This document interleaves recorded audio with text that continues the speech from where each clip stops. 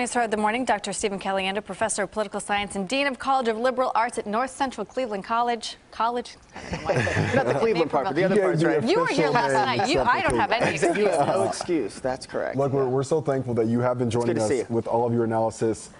So many eyes have been on this race. Why is this one such a big deal? Well, as Susanna just reported, it's a Democratic-leaning state. I think it's very unlikely that Donald Trump is going to win Illinois on the top of the ticket. And so this Senate race, along with about 7 or 8 other Senate races around the country, are going to be very important. It doesn't matter which of the presidential candidates wins. This control of the Senate will be important for his or her proposals moving forward. The House is very likely to stay in Republican hands. It's because of the way we redistrict. It's very difficult to have a major change in one election cycle. But the Senate is up for grabs, and you know, if Hillary Clinton wins and both houses stay in control of Republicans, we're likely to see a lot of what we've seen in the last few years, which is not much getting done.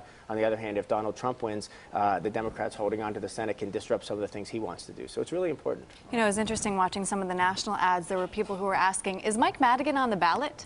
Right. Well, Mike Madigan's always on the ballot in Illinois. That's kind of the thing, is that if you're a Republican and you're running against a Democrat, you're sort of running against Mike Madigan, the so-called Madigan machine, and those types of things. There were a lot of the local ads featured Mike Madigan. Speaking of ads, talk about campaign spending, because Duckworth spent 3 times as much as Kirk did. Yeah. How will that play out? Well, I mean, that always matters, to be able to get your message out. The other part of it was, I think, that the Democrats nationally targeted this race as one that they thought they could win. They thought Kirk was vulnerable because he came in during the Tea Party wave, even though he's not a Tea Partier himself. It was his first re-election time. He's only been in for 6 years, and they saw her as a very strong candidate. And so a lot of that money came from the National Democrats as well. All right, Professor, so many more questions. We'll see you in half an hour. Thank you. Sounds good.